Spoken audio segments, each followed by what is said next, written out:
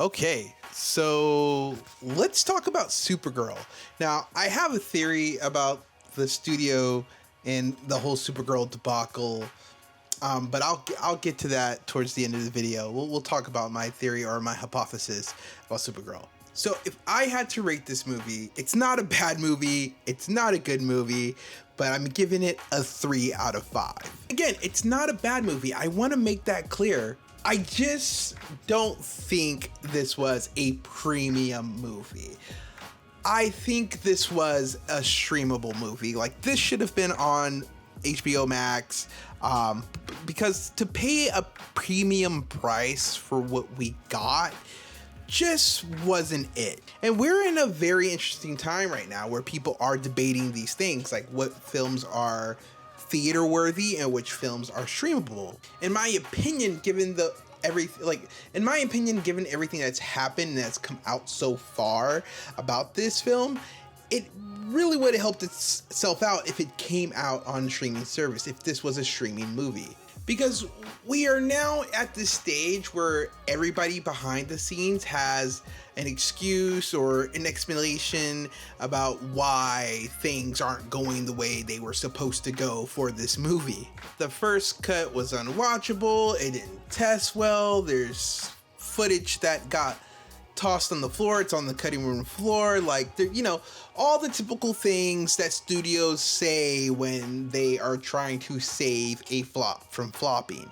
Which makes me think, like, how bad is the original version? But also, at this point, if DC wants some goodwill, just release the Batgirl movie. Like, how much worse is Batgirl than Supergirl? Like, and people really want to see this movie, so, I mean, release it. It can't be any worse than what we got. Now, let's talk about some choices. Look, we're here now, and I get it. James Gunn is the head of the studio. Maybe we should have thought about these things before we hired him in the studio. But what used to be really cool quirks and signatures of James Gunn, like, the leather duster on the space person, the 70s, 80s, 60s music track, is now just being overdone. Like, I know James Gunn didn't do this film, but it's just got his signature everywhere, and it's just done. It's overly done. Like, we're over it at this point, and it seems like all these James Gunn productions are making these, like, checklist in these check boxes, like inappropriate jokes, low on a Tanner scale actresses or actors. Like, it's just really odd. It's got to a point where it's just an overdone gimmick. And look, it's more specifically on the needle drop that's a lot of people are talking about on this film is a little much. It's these songs, these tracks are way overdone. And I'll give James Gunn credit. I mean, he used Jimmy Eat World, or the people who behind Supergirl used Jimmy Eat World, but not really Jimmy Eat World. It was a cover of a Jimmy Eat World song. And I'm a fan of Jimmy Eat World. I actually, a long time ago when I was a pro wrestler, used to use the Sweetness as an entrance theme. So I'm a fan. But Supergirl is in a more modern world. She uses an iPod. Like, there is so much modern music that her character would be listening to that it's crazy that we're even doing this weird Jimmy Eat World reference. There are just so many better, like, Miley Cyrus's Bangers album is legitimately a banger. Doja Cat could have been somebody, Nicki Minaj, I hate to say it, but even Iggy Azalea. There's just so many other Little Kim. Like, if we're doing, like, there's so much. Nina Simone. Like, there's so many artists that could have been used other than the artists that were used that would have fit this so much better. But again, we're still doing these, like, these weird. We're just doing a lot of these quirky signatures of James Gunn that are just, again, overly done. Like, let's move on to something else. You know, Supergirl is pretty much Star-Lord in this film, or at least dressed like her, or at least dressed like him.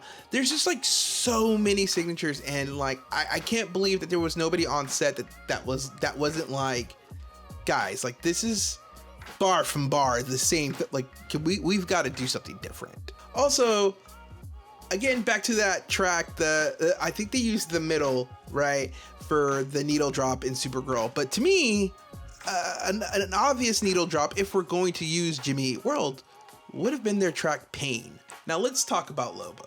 I have a lot of positive things to say about Lobo, but I do have some critiques. And I also love Jason Momoa. If you could get Jason Momoa in a film, it's great. Like, he always just seems like he's having a good time, and all his characters are a good time, so I'm always behind him.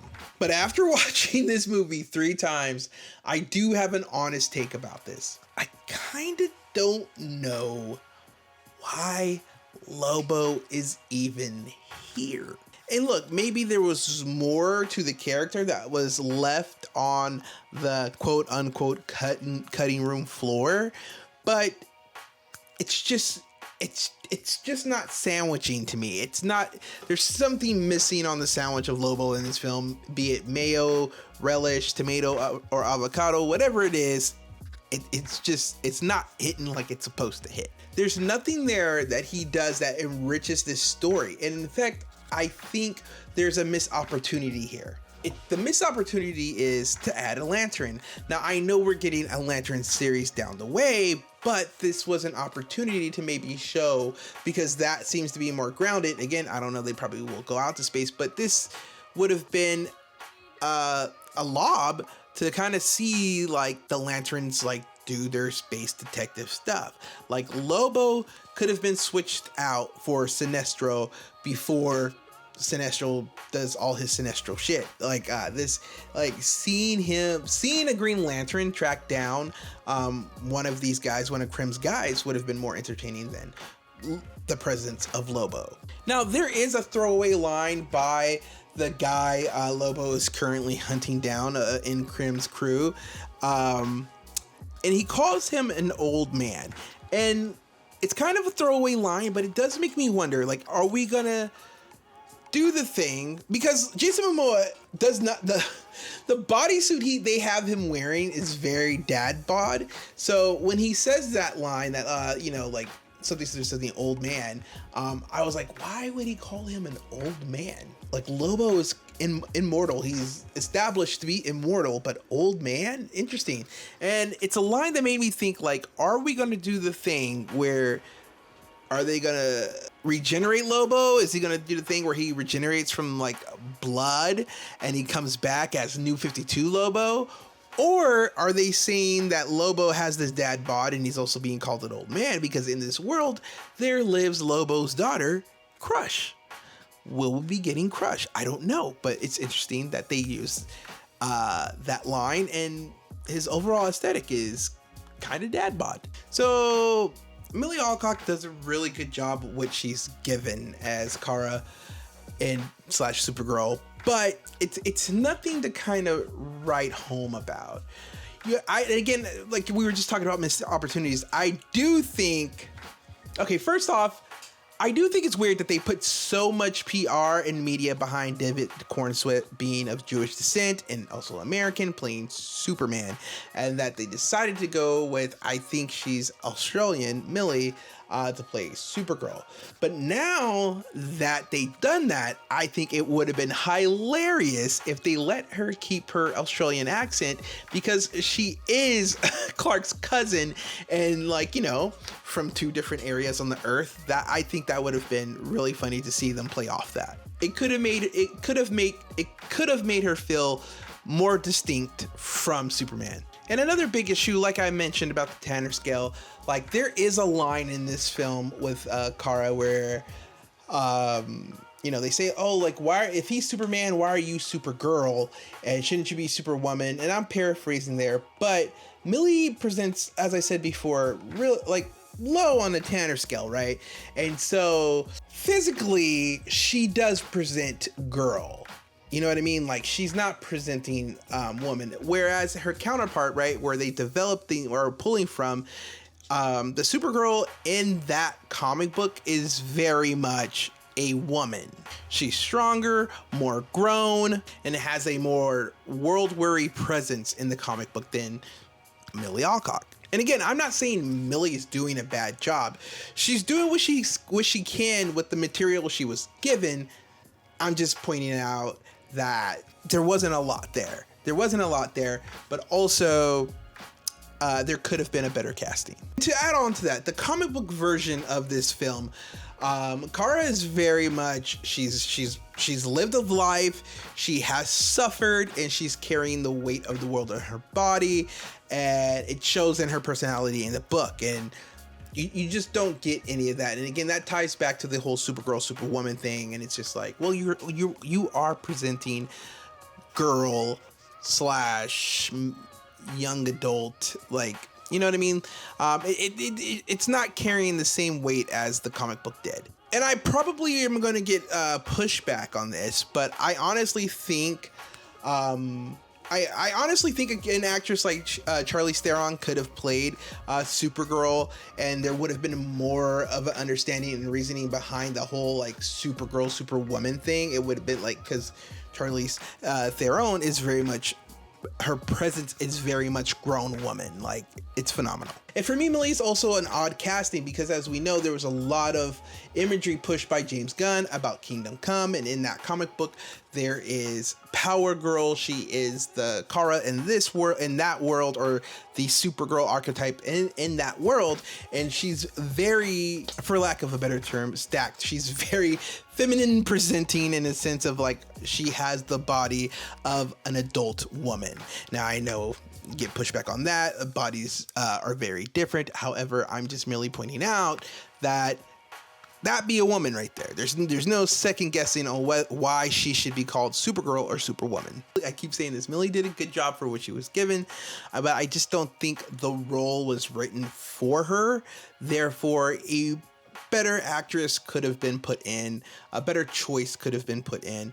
But again, like, we're talking about these choices that James Gunn makes. These are like the signature, and like, that's just the style of woman he wants around on his set. Is really like, listen, he said that the voice actors of his animated series at some point will show up in film versions in his world.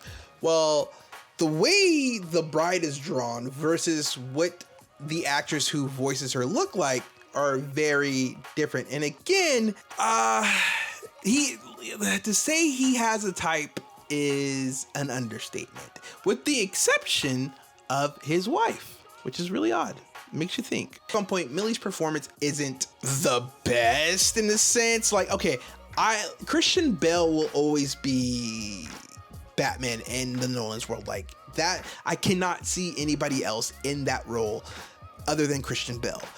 I cannot say the same for Millie as Supergirl. Like, anybody could have filled these shoes. There wasn't a lot there. It wasn't extremely difficult for her to pull this off, if that makes sense. So now we gotta talk about the future of Supergirl. And it's a really interesting one for me because, spoiler alert, Supergirl kills the bad guy in this movie. And when she goes back to Earth after her adventures, like, this is not brought up to Clark, at least that I remember. They don't talk about her decision to kill Krim, right? So there's a line that Superman won't cross that Supergirl has crossed, and she's crossed it with aggression, okay? Like, she did not laser beam this dude. Like, she just straight up stabbed this man, and now he's gone.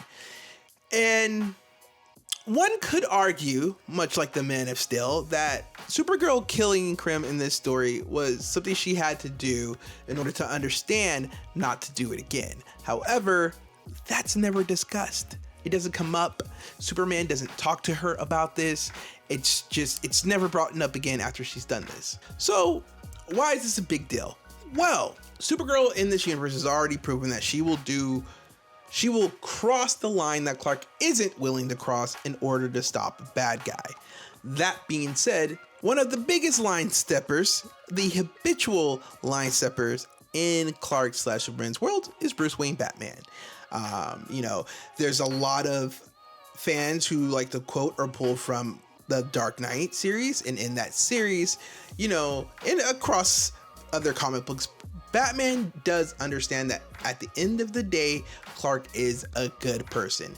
And whenever they are in scuffles, Batman is always relying on the fact that he understands that Clark is the better man between them, and that Clark will never try to hurt him intentionally. In fact, that's what he's betting on in the whole Dark Knight series, is that he's showing Clark that he's willing to go the distance with him. He's willing to put his life on the line, but he knows that Clark won't push him that far. So he sets it up to make it seem like he has a heart attack so that Clark will feel bad, because he knows Clark will feel bad.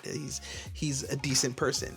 That being said, now you have this wild card over here, right? Now you have Supergirl, who has no qualms about stepping on a line crosser. So who's to say that when Batman is doing his Batman stuff and Clark is like holding back and he maybe doesn't want to hurt Bruce, that Supergirl's like, no, this dude is doing too much. He has a box of kryptonite. What are you talking about? Let him breathe. Like, I've killed people for less, and she could possibly do something. So it's interesting that we have this version of Supergirl who isn't afraid to get her hands dirty for the better good of her survival and maybe her cousin's survival. So that dynamic is very interesting, and I can't wait to see how it unfolds, as we have again yet to get our Batman, but we'll see what they do. I don't know what's going to happen, but that's very interesting. So now we're at this part where we're going to talk about some real shit right now.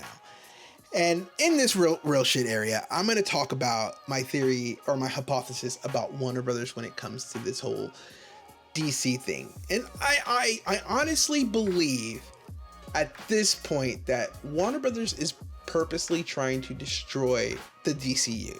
Hear me out. And this is a hypothesis. This could change sometime soon. But it would seem that they're not putting their best foot forward. And you might be asking, like, but what would be the point? Well, I think Warner Brothers is just trying to get back to their prestige, right? And I think they're trying to get to a point where they've crapped the bed so bad with the DCU that they're never asked to make another DCU movie again, with the one exception of Batman. But other than that, they don't want to do anymore. I think it's going to get to the point where they're going to say, we have lost way too much money to keep doing these, so we're just done. And now, and like the audience will agree, you know what? You're horrible at it. So yeah, go ahead and bow out. Like, we don't need another one with you. Just do every once in a while, do a decent Batman, but leave the other stuff alone. And I think Warner will take that and just work on other intellectual properties. Properties from books or video games or what have you. But I don't think they really, really want to do anything with the DCU.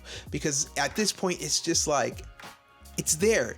It's easy. You mean to tell me in the same world where we've had Xena, Buffy, Cleopatra 2525, Salt, Tomb Raider, 7 of 9, Dollhouse, the Underworld series. I don't know. Power Rangers. Anywhere there has been a female-led action series / movie that they are incapable of doing this, to reproducing something like this. Like, it's odd to me. Like, people who are like, oh man, I don't get it. Like, this doesn't, like, what do you mean you don't get it? We all were raised watching the same show, like Xena and Buffy, Angel. Like, you don't remember Faith? You don't remember Dark Angel? Like, the idea that this is something new is wildly weird to me, because we've all grown up watching female-led action shows and movies. It's not hard. And so this is what leads me to my hypothesis, my theory is they just don't want to do it. they don't want to be in the business of superheroes. They fell into it and they're not good at it, and they're really trying to bow out of it. They just don't know how to do it. So I think they just are sinking the Titanic when it comes to the DCU. But that's it for my rants, guys. Let's keep it real shit. But let me know in the comments what you think. As usual, stay excellent. Thanks for stopping by. I'll catch you guys later.